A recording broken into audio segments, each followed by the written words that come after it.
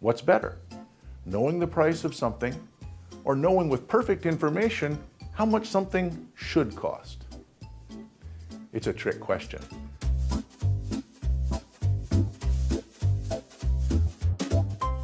Suppose there are two farmers, Al Truis and Mo Cash for Me.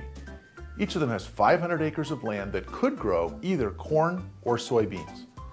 Suppose I ask what their plans are.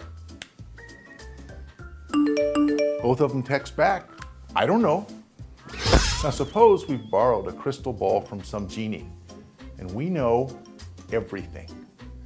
Among the things the crystal ball can tell us are that Brazil has had a terrible summer with drought and then late floods that wiped out 40% of their soybean crop.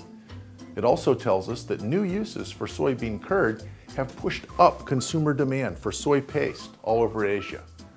Meanwhile, corn crop yields have hit record highs all over the world, and at the same time, several countries ended their corn-based ethanol programs, leading to an extraordinary corn surplus. Our first farmer, Al, has to decide what to plant. Al never wanted anything for himself. All he cares about was doing what was best for all of humanity.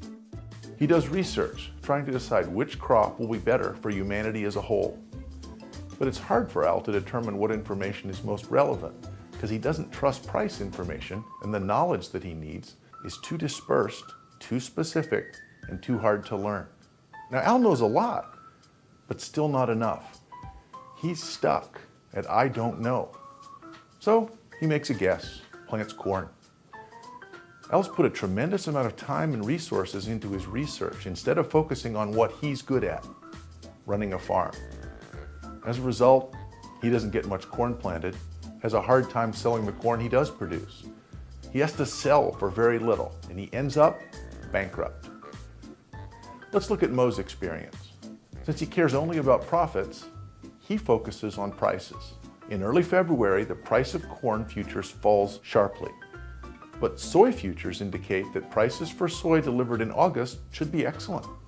Why did this happen? Mo has no idea, and he couldn't possibly care less. Mo sells a large soy futures contract to lock in the high price and plant soy on every square inch of land that he owns. It's a selfish bet, one that'll make Mo a lot of money. Instead of trying to be an expert in all the disparate subjects he'd need to master, to have perfect information about the marketplace, he just focused time and resources on running his farm. And the only other information he used was prices. So he produced a lot of soybeans and did well for himself.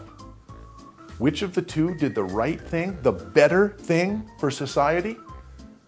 What would the genie with the crystal ball have told us? The genie would have looked at the glut of corn and the shortage of soy that made it so valuable and told us what people need is more soy. But of course, there's no such thing as genies in the real world. Information is too dispersed, too complicated to solve the IDK problem through research. There's just too much to know.